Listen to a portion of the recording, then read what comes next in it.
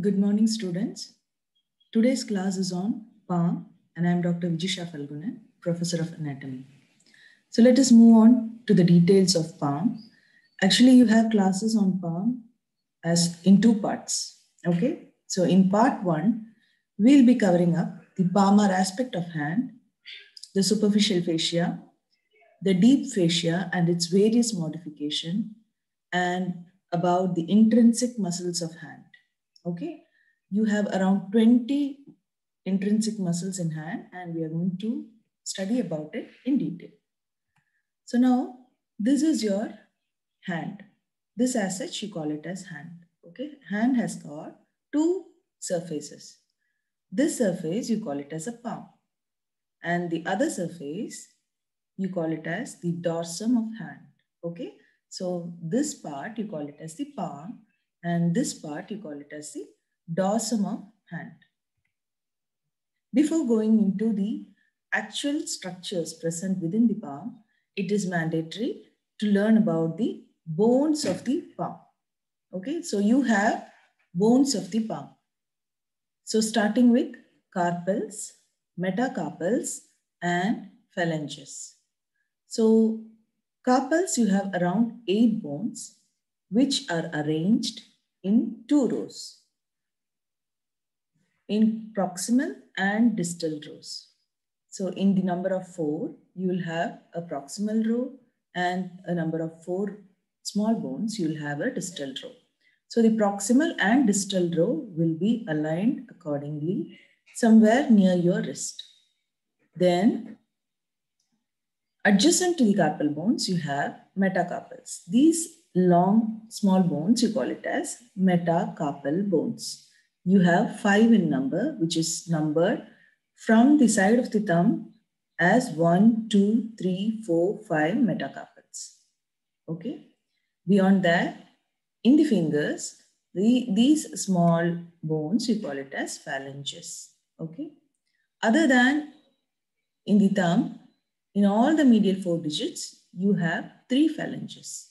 And these phalanges are called as proximal phalanx, middle phalanx, and distal phalanx. Whereas for the thumb, you call it as proximal phalanx and distal phalanx. Fine. Now, to mention something about the metacarpals. For the metacarpals, the parts of the bone, you call it as head, body, and base. Remember, the head of the metacarpal will be attached with the proximal phalanx, and the base will be attached or articulating with the carpal bones over here. So the base is located down, the head is located up for a metacarpal. All these knowledge about the bones are essential for you to understand the connections or the attachments of the muscles and how the structures in the palm run through. Then, other than the bones, now you are familiarized with the bones over here. Now you should know what are the joints present in your palm. Okay, so here you have carpo-metacarpal joint, because these are carpal bones and these are metacarpal bones. So here you have a joint called carpo-metacarpal joints. See, all these terms are self-explanatory. It is very, very easy for you to understand it. Here, with the head of the metacarpal bone and to the phalanx, you have a joint over here. Throughout, 5 in number, you call it as metacarpophalangeal joint. And between the phalanx, you have something called as interphalangeal joint. Now, how will you specifically locate this joint? If at all I have to mention about this joint, I cannot just like that tell it as interphalangeal joint. Then you might get confused with the other interphalangeal joint over here. Yeah. So this interphalangeal joint is proximally located. So you're going to call it as proximal interphalangeal joint. And the other one we call it as distal interphalangeal joint. Okay. So this is distally located and this is proximally located. Now hope you know what do you mean by proximal and distal. What do you know about it? See, proximal means something which is very closer to your trunk.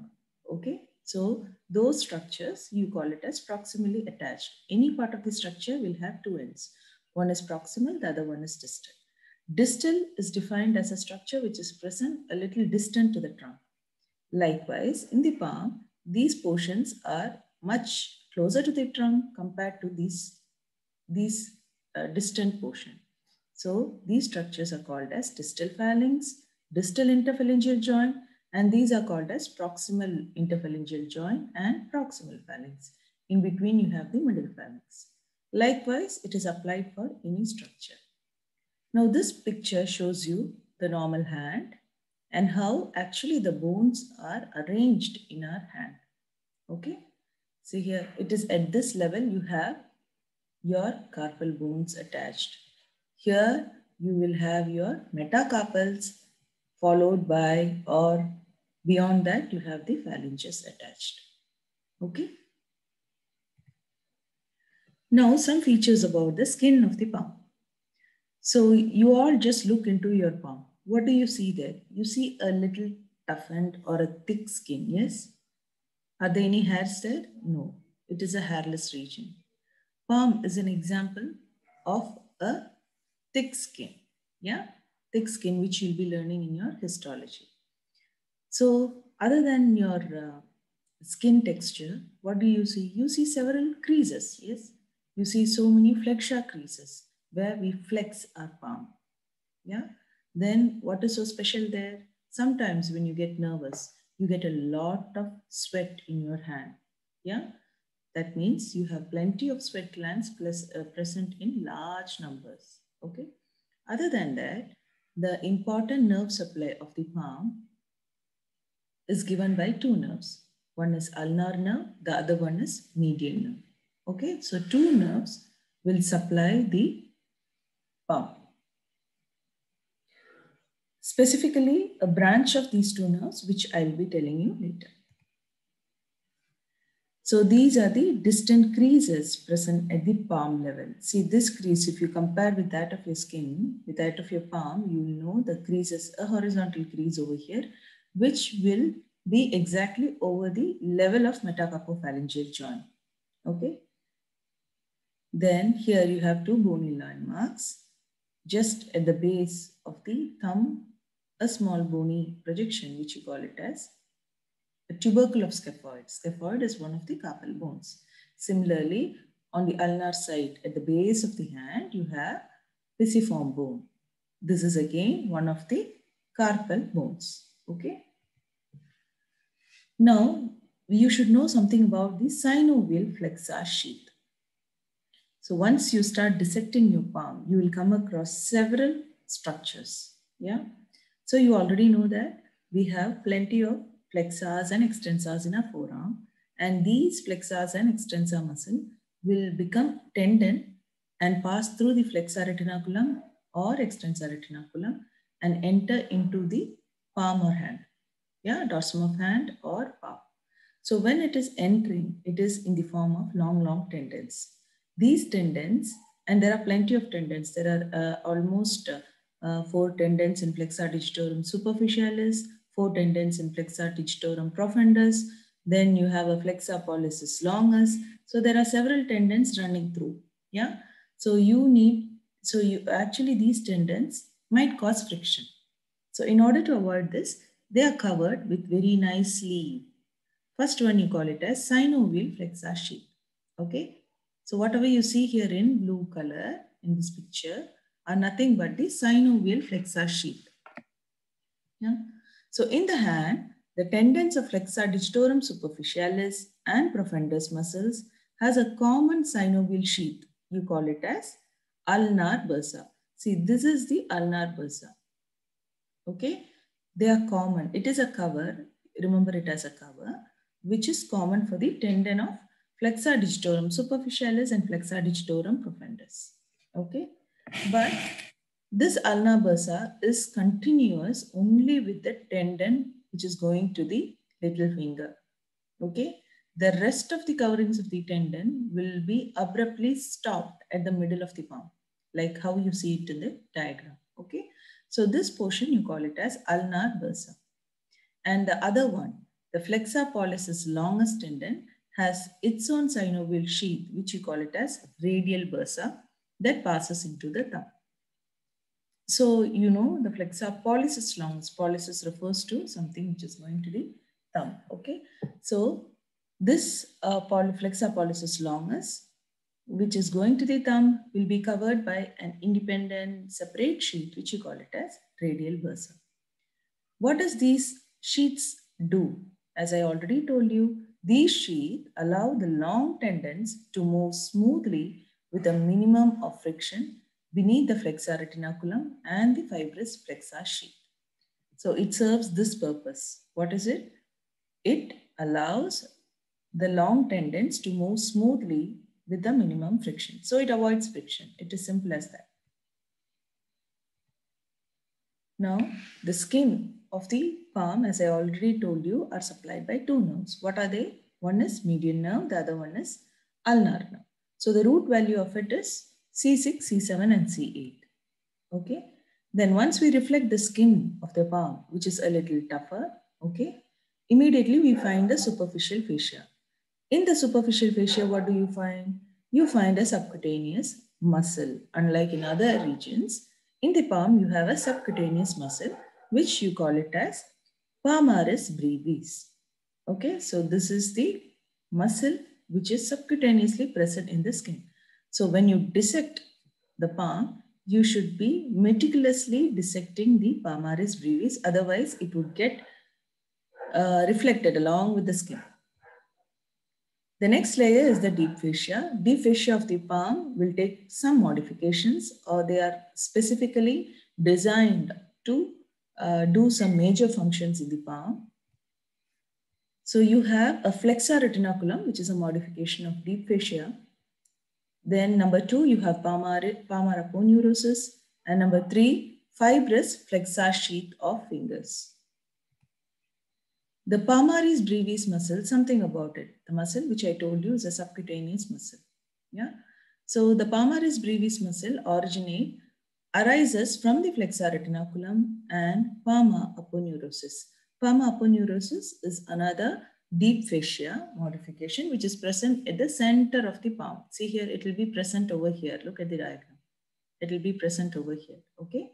So this is the palmaris brevis, which will have originating from the flexor retinaculum as well as from the palmar aponeurosis. This muscle will get inserted into the skin of the palm.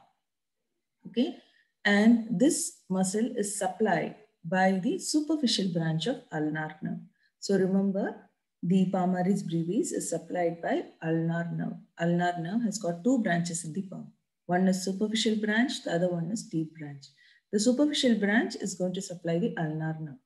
The superficial branch of ulnar nerve is going to supply the palmar brevis muscle. Okay. What is the action of palmaris brevis? So the palmaris brevis improves the grip of the palm in holding a rounded object. Okay. So in short, palmaris brevis will improve the grip aspect. See here, this is one more picture. This is a cadaveric palm where a part of the palm has been dissected. Here, the skin has been reflected. Deeper to that, you have the superficial fascia, and you can see the muscle fibers running here a little horizontally. And this is your palmaris brevis muscle. Now, what do you know about palmaris brevis muscle? It is a muscle which causes or which contributes to improve the grip of the palm. It is originating from the palmar aponeurosis. See, this is your palmar aponeurosis. Okay. Palmar aponeurosis and flexor retinaculum and gets inserted over the skin of the palm. Yeah. And it is supplied by superficial branch of ulnar nerve. It is an important muscle because it is a subcutaneous muscle. You find very few subcutaneous muscle. Yes. Next, regarding the deep fascia, let's discuss. So deep fascia, three things I have mentioned here. One is flexor retinaculum. The other one is palmar aponeurosis. And the third one is fibrous flexor sheath. To start with the flexor retinaculum. So, as already we discussed, you have flexor muscles in your forearm. All these bulky flexor muscles will turn into tendons and then approach your wrist. At the wrist, all the tendons of flexors will cross and enter into the palm. All these are long, long strand-like tendons, okay? So there should be something which is guarding it, okay? Or which is directing these tendons to go through a proper channel, yeah? And that work is done by the flexor retinaculum, which is a modification of deep fascia, will keep all the structures passing from the forearm to the palm intact in its place. Okay, so by the formation of flexor retinaculum, you will have a tunnel-like formation where through which the tendons will pass through. Okay, and you already know that exactly at this place, what set of bones are present? You have all your carpal bones over there arranged in two rows. This is the proximal row and this is the distal row. Okay, proximal row, how are they arranged? They are arranged from lateral to medial as scaphoid, lunate, triquetral, pisiform. Distal row, trapezium, trapezoid, capitate, and hamate. They are arranged in proximal and distal row. Okay, so on top of that, you will have the distribution of flexor retinaculum. Thereby, as the carpal bones forms a mild concavity, over that you will have a deep fascia covering the gap. Yeah. So what are you getting? You're getting a small tunnel over there, which you're going to call it as carpal tunnel. Okay. Through this carpal tunnel, you have several structures passing from the forearm to the palm. So the flexor retinaculum originates from the scaphoid and trapezium on the thumb side and gets inserted into the pisiform and hamate on the other side. So this is the flexor retinaculum. It is like a strap which is horizontally arranged. Okay. It stretches across the carpal bones, creating carpal tunnel for flexor tendons and median nerve to pass. As I already told, the structures from the forearm will have to pass to the palm.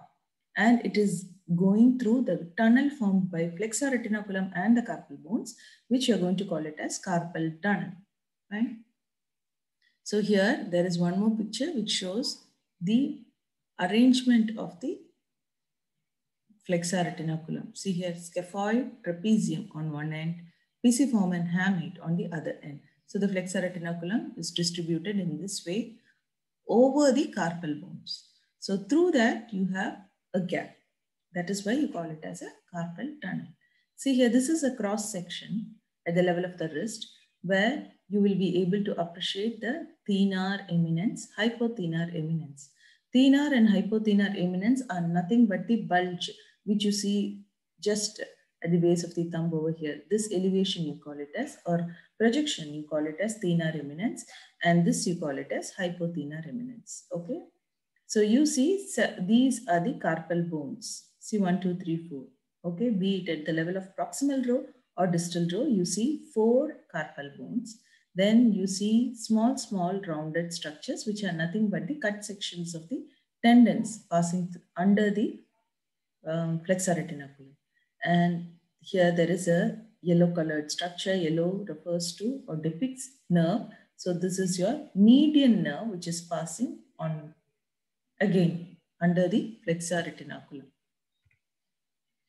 So this is a closer picture of the flexor retinaculum where you have the carpal bones over here. You have hamate, capitate, trapezoid and trapezium, which are nothing but the proximal row carpal bones. And this is the hypothenar muscle and these are the thenar muscles. Okay. So over that you have your flexor retinaculum. Flexor retinaculum will send slips, a superficial slip and a deep slip. This is a deep slip and this is a superficial slip. It also sends the superficial slips above that. And if you see right under the flexor retinaculum, you have a group of structures passing through. What are the structures? The tendons of flexor digitorum superficialis and flexor digitorum profundus will go or will pass right under the flexor retinaculum. Okay. Along with that, you have one more tendon, which is flexor pollicis longus. So all these tendons, along with median nerve, will pass through the flexor retinaculum. A very, very important point over here. Okay. See, there are structures which are passing under the flexor retinaculum and over the flexor retinaculum. You say it as structures passing superficial to the flexor retinaculum and structures passing deeper to the flexor retinaculum. Okay, so these are the structures, the flexor digitorum superficialis and the flexor digitorum profundus, flexor pollicis longus and median nerve are the structures running under the flexor retinaculum. Okay, other than that, from the flexor retinaculum, you get a deep slip over the radial side through which your flexor carpi radialis tendon will pass through. Okay, and there is one more slip which is the flexor retinaculum giving up, which you call it as superficial slip on the ulnar side, through which your ulnar artery, vein and nerves will pass. So this is the diagrammatic representation of flexor retinaculum, and these are the structures running under the flexor retinaculum. Okay, so concisely, you have the structures pass beneath the flexor retinaculum. See here, this is the flexor retinaculum. You have the structures running under it. Yeah, you have the carpal tunnel depicted in this picture, and as the purple arrow is shown, it is through this that all the tendons, artery, nerves will pass through. So what are the structures passing beneath the flexor retinaculum? Number one, you have flexor digitorum superficialis tendon. You have flexor digitorum profundus tendon. You have median nerve. You have flexor pollicis longus tendon. Then you have flexor carpi radialis tendon. Okay. Similarly, you have few structures escaping that carpal tunnel. Yeah, which is all the structures running superficial to the flexor retinaculum. What are they? You have flexor carpi ulnaris tendon. Then you have ulnar nerve artery. Then you have palmar cutaneous branch of ulnar nerve, palmaris longus tendon, palmar cutaneous branch of median nerve. So these are the structures running, passing above the flexor retinaculum. Yeah, and I've already mentioned that you have two nerves supplying the palm. Okay, the sensory distribution of the palm is taken care by the median and the ulnar nerve. Median nerve on the lateral 3.5 digits on the palmar aspect, as well the distal up to the middle phalanx of the 3.5 digits on the dorsum of the hand also. Okay. Now, this carpal tunnel arrangement we have seen. Yes, the carpal tunnel is being arranged very nicely. But what happens when there is some sort of compression happening at the level of carpal tunnel? The carpal tunnel is actually a tight space, yeah, which is between the fibrous band and the wrist bone. Yes. And what are the structures running through that? You have several tendons and a nerve passing through that. Yeah. So it is going to be actually a tight space. A mild inflammation due to repeated use of your wrist in terms of prolonged writing or use of mobile phones or something which is initiating a mild inflammation will cause compression of the structures within that. So when there is a compression of structures, you are going to have a compression of the nerve passing through that, which is the median nerve.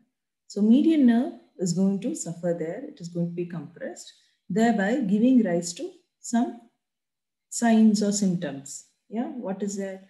You already know that median nerve is supplying your lateral 3.5 digits. So you start having, when the nerve is getting compressed, you start having a tingling sensation, a numbness, a weakness over the lateral 3.5 digits, including the dorsum of hand over the distal and middle of the phalanx also of the 3.5 digits again. Okay. So when there is a compression of this median nerve, we call it as carpal tunnel syndrome. Yeah. The carpal tunnel syndrome is pressure on the median nerve, the nerve in the wrist that supplies feeling and movement to parts of the hand. So what does it lead to? It leads to numbness, tingling, weakness, or muscle damage in the hand and the fingers. Okay. So in short, the median nerve will get compressed and it is going to produce signs and symptoms pertaining to the area distributed by the median nerve. So this carpal tunnel syndrome usually affects females around 40 to 70 years. They usually complain of intermittent attacks of pain, usually in the night, and along the distribution of median nerve. They might also complain about the referred pain, which is proximally in the forearm and in the arm. See, a referred pain will also be a presentation in terms of carpal tunnel syndrome. Even before the exact complaint of pain in the distribution of median nerve, they might come to you with a referred pain, especially in the forearm and arm. The compression of median nerve will give rise to something called as a ape hand deformity. Yeah, what happens in this? The thumb will be more adducted to your other digits. That is, the thumb will be enabled to oppose or flex. Okay, these are the movements which is possible at the level of thumb. The thumb will be completely adducted like that of an ape hand. See here, this is the hand of an ape. Will be adducted with the rest of the digits. There will be a wasting of thenar eminence of hand because median nerve supplies all or most of the thenar muscles. So when this is compressed, the muscle will lose its tone, thereby it will be a little flaccid and you find it wasted. There is one more question here. Yeah, see, when there is a carpal tunnel syndrome, the symptoms or the signs which I have mentioned will all occur. But what happens? The skin over the thenar eminence will not be affected. Okay, and this is an analytical question here which I am posing to you. Okay, why does a skin over the thenar eminence is not affected in a carpal tunnel syndrome? This is an assignment given to you and I hope you do it and submit it by tomorrow. You can do it after, it is easy once you read the topic. Yeah, and such type of questions are analytical questions which you can answer only if you really understand the topic. Yeah. The next deep fascia modification is your palmar aponeurosis. Palmar aponeurosis is a triangular shaped deep fascia, which is, yeah, triangle in shape, and it comes here somewhere in the middle of the palm. Okay, this is a cadaveric hand where you find the palmar aponeurosis distributed in this manner. On its lateral side, you have a bunch of muscle which becomes the thenar muscle. Over the ulnar side, you have a bunch, you call it as hypothenar muscle. So in the center, this white one, triangular shaped white one is nothing but your palmar aponeurosis. What is palmar aponeurosis? It is a degenerated tendon of the palmaris longus. Palmaris longus itself is a degenerating muscle. Yeah, in most of the cadavers you wouldn't have seen. Few of the cadavers still have that. Palmaris muscle, how will you identify it? It is a muscle which has a very small belly and a very, very long tendon. And it stops at the flexor retinaculum. Beyond that, it becomes the palmar aponeurosis. So the palmar aponeurosis is a triangular thickening in the deep fascia of the palm. Okay. So palmar aponeurosis is again a thickened deep fascia of the palm. It is triangular in shape, occupies the central area of the palm. Yeah. So the apex of it is attached to the distal border of flexor retinaculum and receives the insertion of palmaris longus. This is the palmaris longus muscle and this is the apex portion of palmar aponeurosis. This part you call it as a base of palmar aponeurosis or the base. It divides the bases of the fingers into 4 slips that passes into the fingers. So what is the function of palmar aponeurosis? It firmly attaches with the skin and improves the grip. Okay, one more component which is improving the grip. That is why with our palm we are able to do so many things. It protects the underlying tendons, vessels and nerves and gives origin to the palmaris brevis muscle. Yes, that you already know. So there is a condition called Dupuytren's contracture, which is exactly like this. Initially, you'll start having a nodule on the ulnar side. Okay, somewhere exactly beyond under the ring finger. Slowly, the ring finger will get contraction. The contraction or the flexion will be at the level of proximal interphalangeal joint, whereas the distal, nothing will happen. Distal interphalangeal joint is escaped. So there will be a contraction over there. This presentation, you call it as Dupuytren's contracture. This is because the ulnar side of palmar aponeurosis undergoes fibrosis for some reason. Okay, there will be a contraction happening. When there is a fibrosis occurring, the deep fascia of the ulnar side of palmar aponeurosis will start contracting, thereby pulling up the respective digits. And this is more common happening in the ring finger. So in the other picture, you can see the progression of Dupuytren's contracture. See here, and it firstly appears as a nodule. In this picture, you can see very nicely how the ring finger has been affected. There is an inflammation over here, yeah, which is causing the fingers to contract. The condition causes contractures or tightening of the tissues in the hand, causing the fingers to become bent down, and function of the hand is impaired, of course. Then the last modification is the fibrous flexor sheath. So fibrous flexor sheath are these. Okay, they are again a protective covering which is going to hold your tendons in safe position. Okay, let us see what it is. A strong fibrous sheath which covers the anterior surface of the fingers and attached to the sides of the phalanges. Its proximal end, this is the proximal end, is open and the distal end is closed. The sheath with the anterior surfaces of the phalanges and interphalangeal joints form an osteofibrous blind tunnel for the long flexors of tendons. Yeah, of course. So there is one more deep fascia modification which is given to protect the tendons that is running through, which you call it as fibrous flexor sheath. Coming on to the intrinsic muscles of hand. I already told you have 20 muscles in the hand, and hand is a vital structure which is very much required for fine movements. Yes. So you have in the hand, if you look at you have two eminences. You have thenar eminence on the radial side and hypothenar eminence on the ulnar side. These eminences are because of the muscles present beneath it. These are the group of muscles. Now, what are the intrinsic muscles of hand? It is divided into 4 groups: thenar muscles, hypothenar muscle, lumbricals, and interossei muscles. Let us see one by one. So now I would like to demonstrate the movement of the thumb. See, this is the thumb, yes? So for the thumb, the flexion and extension is at the level of, this is flexion and this is extension. It is at the level of right angles, okay? This is flexion, this is extension. And for the adduction and abduction is in this way. This is adduction, this is abduction. Adduction and abduction will be in a horizontal plane, whereas flexion and extension will be in a right angles. Okay, this movement is because based on these movements, your thenar muscles can be remembered. Okay, you can oppose the muscle. This you call it as opposing the thumb. Okay, so you need an opposing muscle in the thumb. Then what are the other actions which a thumb can do? You can abduct the thumb. Yes, so an abductor muscle should be there.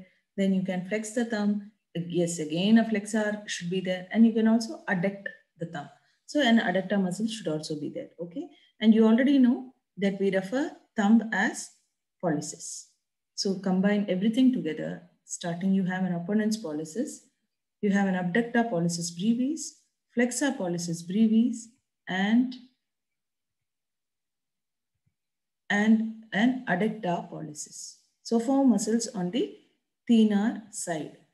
What are they? Opponent's pollicis, abductor pollicis brevis, flexor pollicis brevis. These 3 muscles are supplied by median nerve.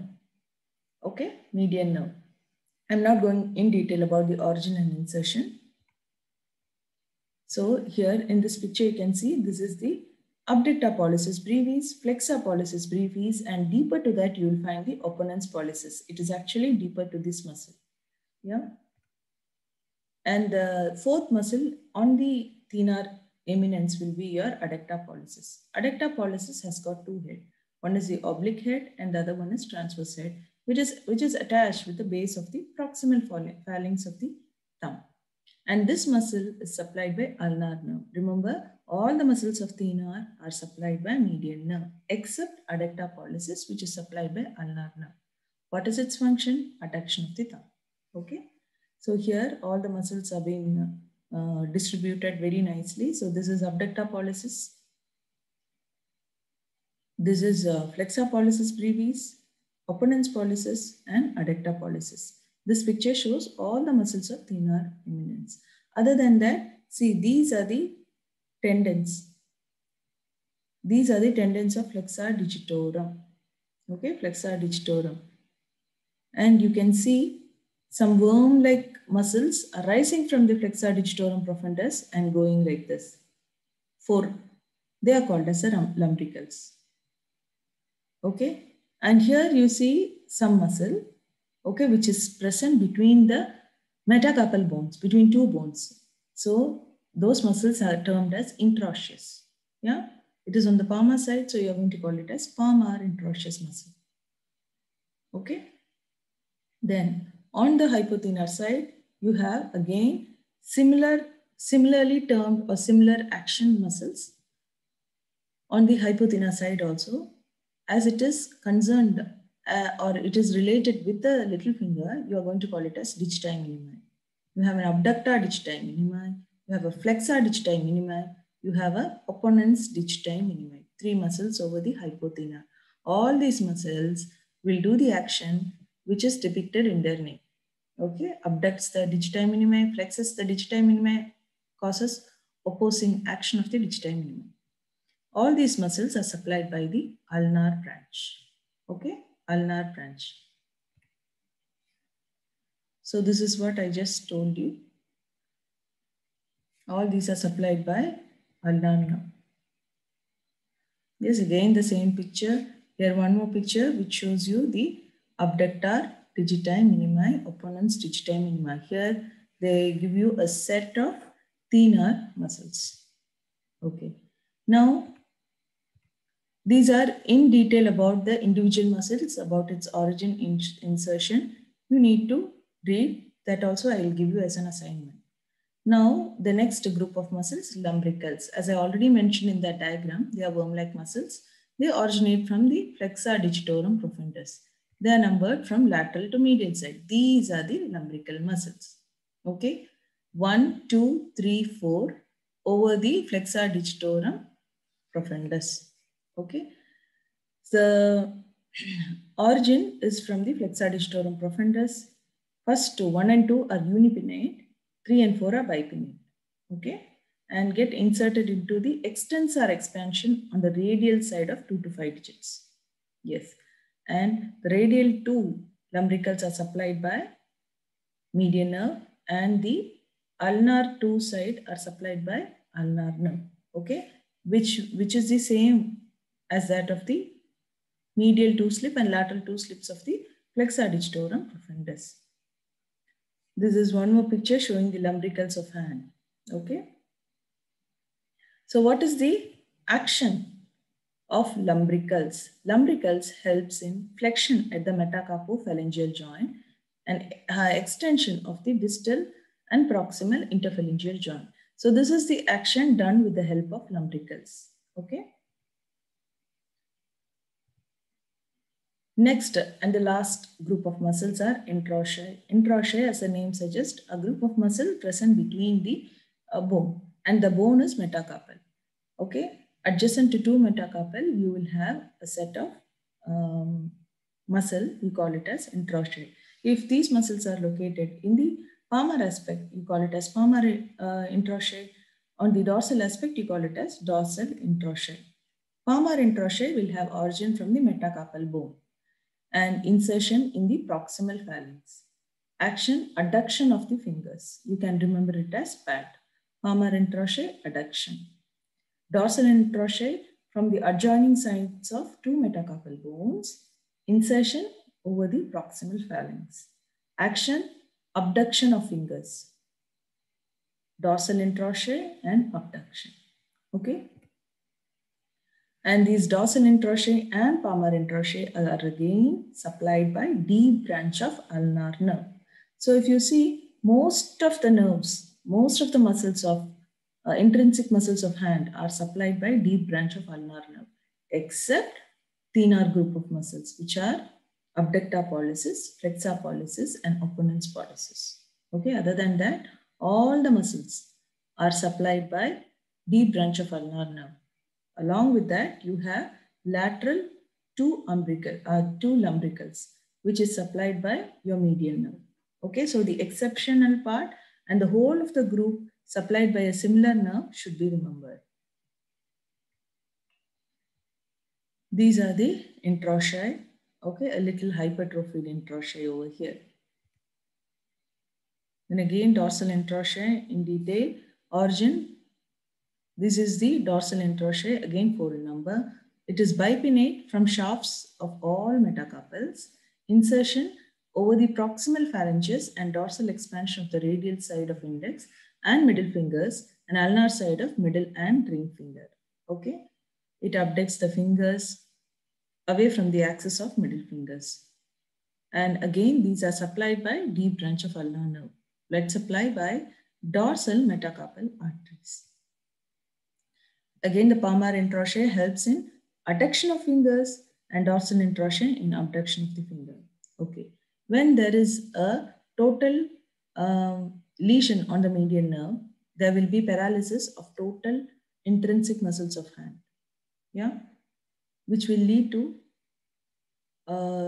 you call it as a complete claw hand. When there is a lesion of both ulnar and median nerve palsy, these nerves are actually supplying all the intrinsic muscles of hand, yes? So when there is a lesion for both the nerves, you get a total claw hand. Okay, so before I stop, let me summarize it. Today we have seen about the skin of the palm. Then we have seen what is there in the superficial fascia, which is palmaris brevis. Then going deep down, you have seen deep fascia. Under deep fascia, you have seen what is about flexor digital sheath. Then palmar aponeurosis. Palmar aponeurosis, when there is a fibrosis on the ulnar side, you get Dupuytren's contraction. Other than that, you have the flexor retinaculum.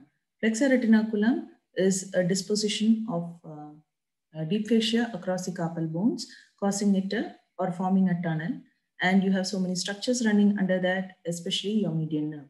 When there is a compression of the carpal tunnel, you land up in something called as carpal tunnel syndrome, where you get the features of a compressed median nerve.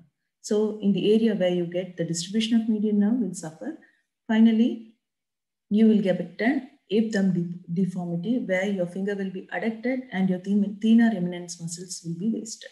Yeah, and then we are going deeper where we are seeing about the intrinsic muscles of hand. So intrinsic muscles, you have to start with thenar group of muscles, hypothenar group of muscles, then you have lumbricals, and you have dorsal and palmar introshei.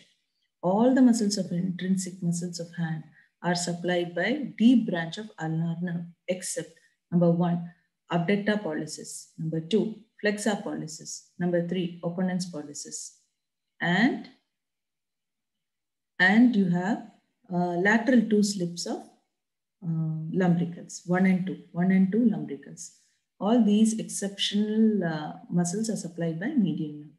So that's all for the class today. Please do read and please do the assignment and come back for the next class. Thank you once again. Have a very good day.